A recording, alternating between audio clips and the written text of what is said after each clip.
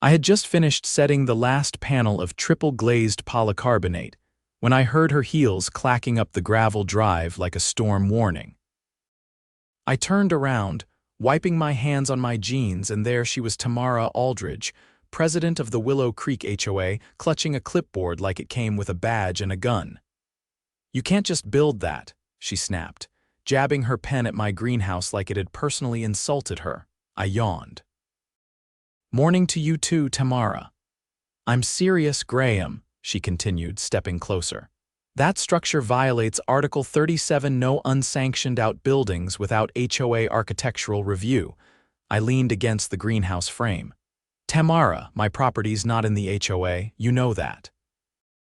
"I've told you 3 times, she blinked like I'd just spoken in Latin. "That's impossible. All homes in Willow Creek fall under HOA jurisdiction." "Nope," I said, pointing down the drive. "Line ends at the storm drain. My lot was annexed 5 years before the HOA was formed. County records are public, you can look it up." Tamara's nostrils flared like she was about to breathe fire. "You'll be hearing from the board." "I'd love that," I said.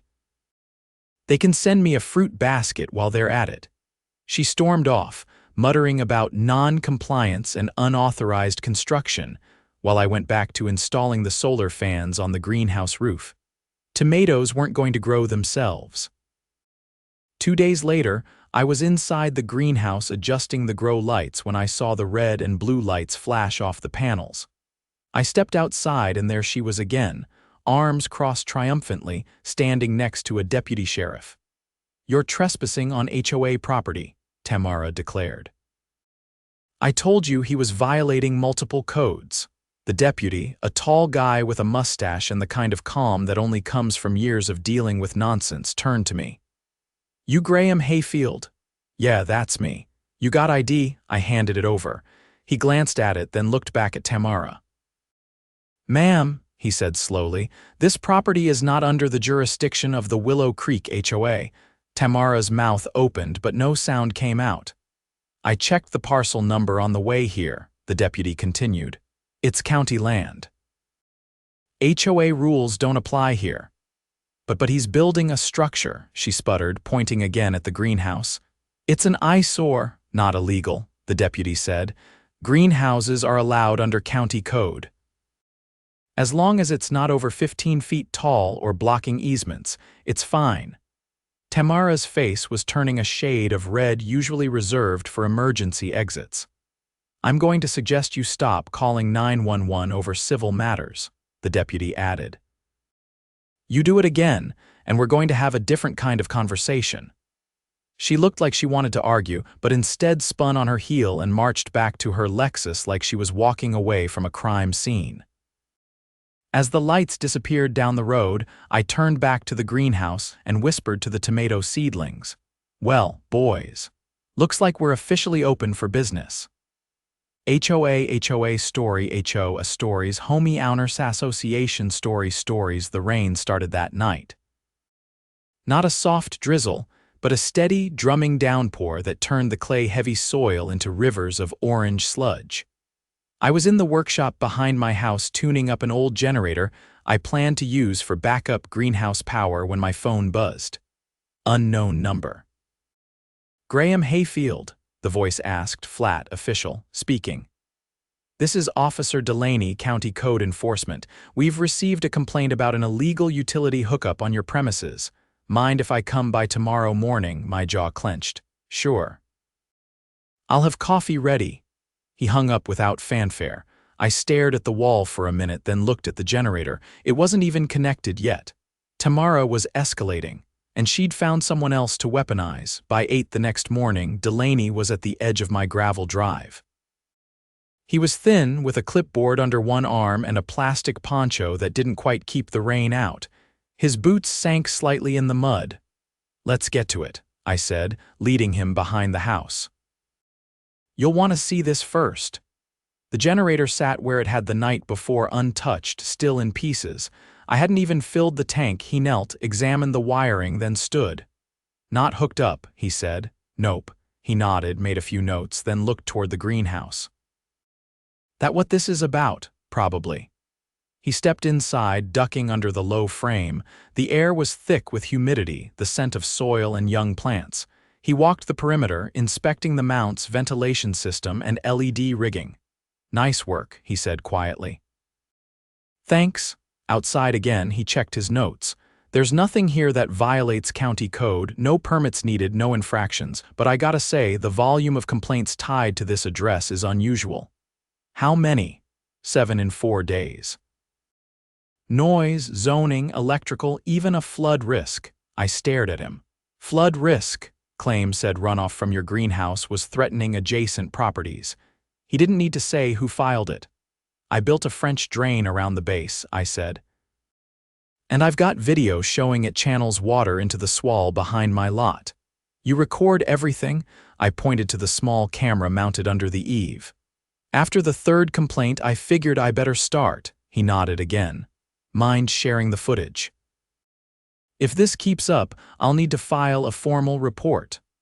"Already backed up to a flash drive," I said, handing it over. He took it, tucked it into a plastic bag. "Appreciate your cooperation, Mr. Hayfield." "I'll be in touch." He left without another word, tires spinning slightly on the soaked gravel. That afternoon, I checked my mailbox, expecting the usual flyer for pest control or gutter cleaning. Instead, I found a certified letter from the Willow Creek Architectural Review Committee. It wasn't addressed to me, it was forwarded from the HOA office to a name I didn't recognize. The envelope, however, had my street number. Inside was a notice of violation: non-conforming structure, failure to submit detailed plans, 30-day compliance window. I took it inside and laid it on the kitchen table. Something was off. The name was Gregory H. Field, close enough to mine to confuse someone or to fake a paper trail. I grabbed a flashlight and headed to the county records office the next morning, skipping work. I wasn't about to let this slide. The clerk, a woman named Dana who wore owl-shaped earrings, pulled up the parcel history on her terminal. "Here we go," she said. "Lot 79, registered owner Graham Hayfield. No HOA overlay. Last change was 12 years ago. Can you check if there's any new filing on the property?" She clicked a few keys, frowning. "Well, that's odd." "What?" "There's a pending amendment submitted last week. It requests reassignment of your parcel into the Willow Creek HOA, but it's flagged." "Flagged how?" "Signature discrepancy." "The name on the form is Gregory H. Field." I exhaled through my nose. "Can I get a copy?" She printed it out and handed it over. The signature was a shaky attempt at mine with a forged notary seal. The notary name was one I'd never heard of. "Who submitted this?" I asked. She checked. "Filed in person. Name listed is Tamara Aldridge." I stared at the document. My hands curled into fists. "That's felony-level fraud," Dana said. "You want to press charges?" "Absolutely." I spent the next hour filing a formal complaint with the county clerk's legal division. By the time I left, a detective was already being looped in. Back home, I installed 2 more cameras, one covering the driveway, the other pointing toward the street. I wasn't taking chances. 3 days passed without incident. Then on Saturday at dawn, I woke to the sound of metal scraping pavement. I threw on jeans and boots, grabbed my phone, and bolted outside. A landscaper's trailer blocked my driveway. 2 men were unloading rolls of sod and a stack of wooden stakes. "What's this?" I asked. One of them looked up. "Got an order to install buffer fencing and compliant lawn cover." "Says here HOA directive." I took the clipboard and scanned it. The work order was signed Gregory H. Field. "Stop everything," I said. "This is fraudulent. Stay right here." They backed off. I called the sheriff's office and waited. Deputy Hollies arrived within 20 minutes. She was younger than the last deputy, but had the same no-nonsense posture. I handed her the clipboard and explained.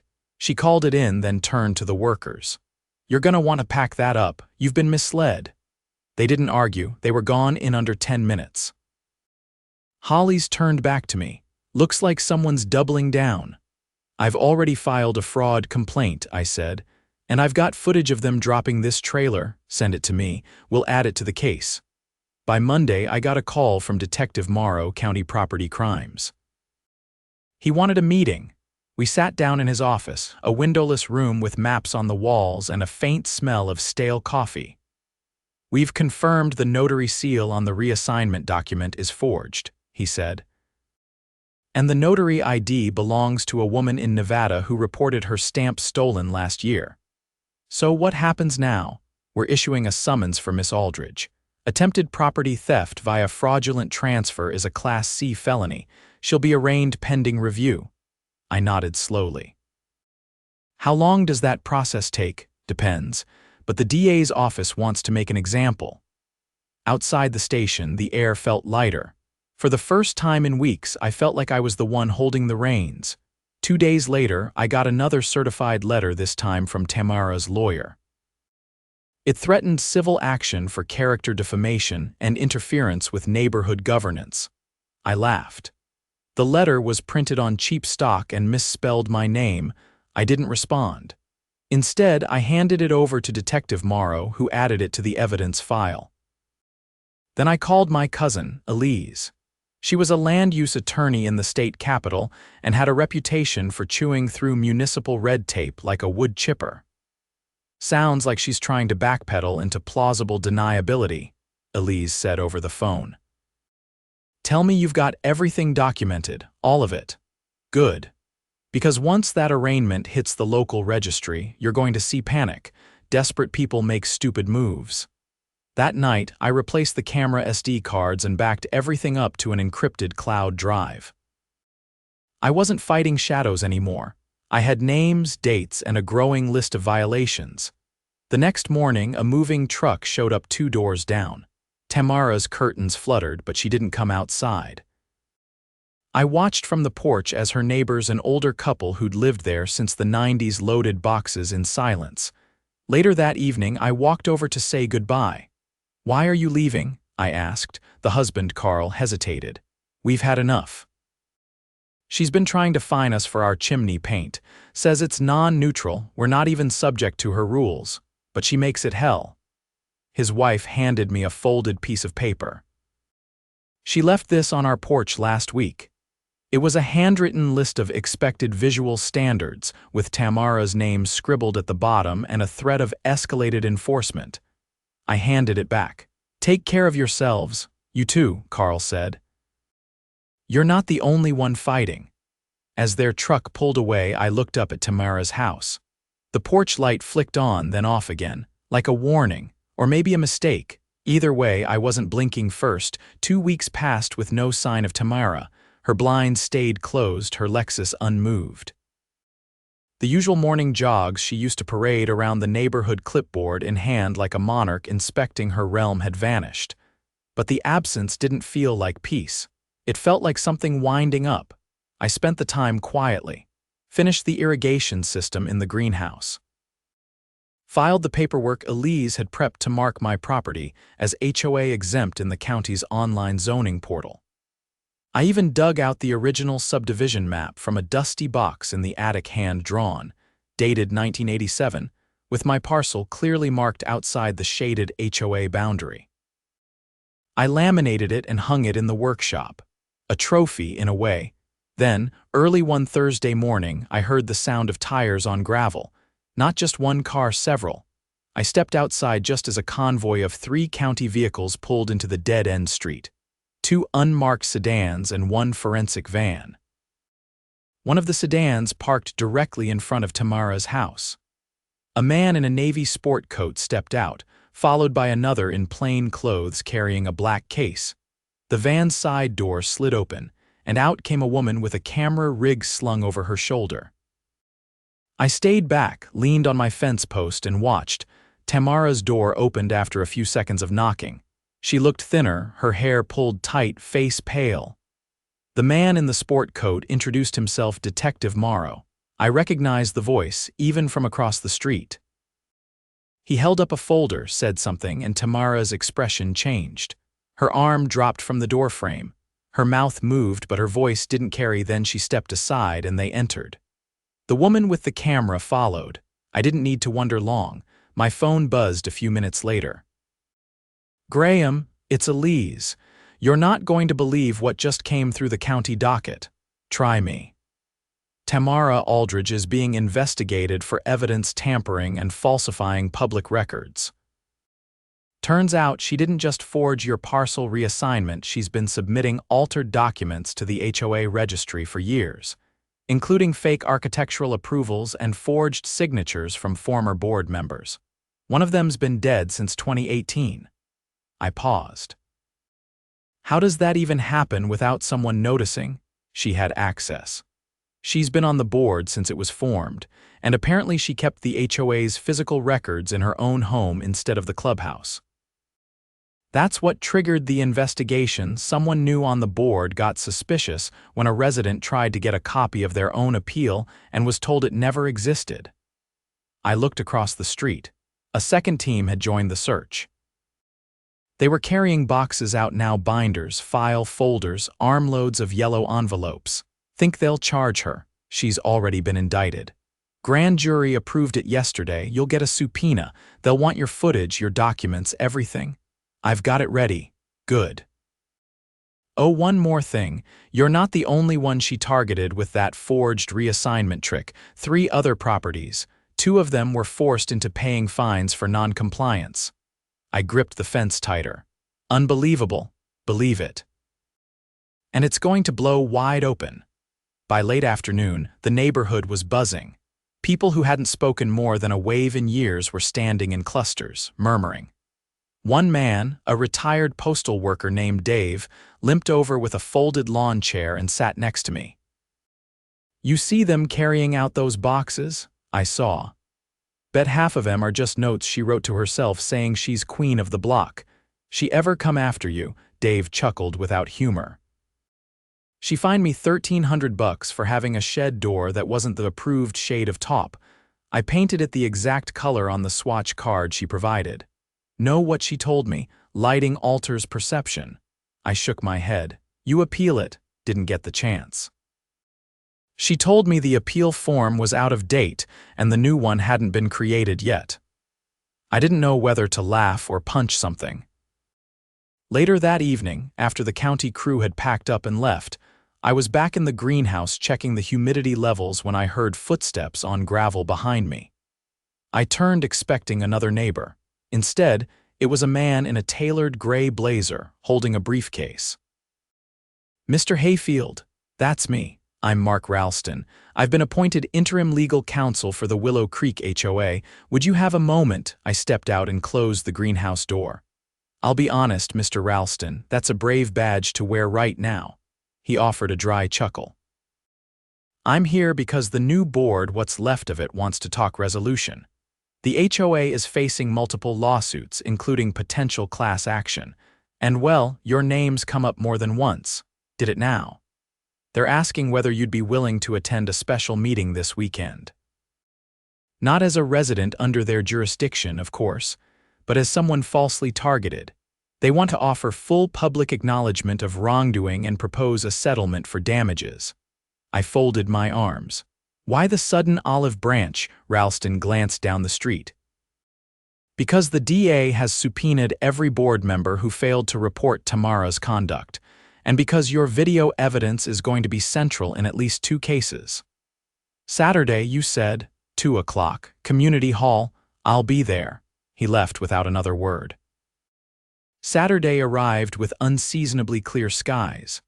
I walked into the community hall to find every chair filled. More had been dragged from the back closet, and still people stood along the walls. The whole neighborhood had turned out. Ralston stood at the front beside a folding table. The remaining board members sat behind it, all except Tamara's old vice president who'd resigned the day before. Ralston opened with a statement.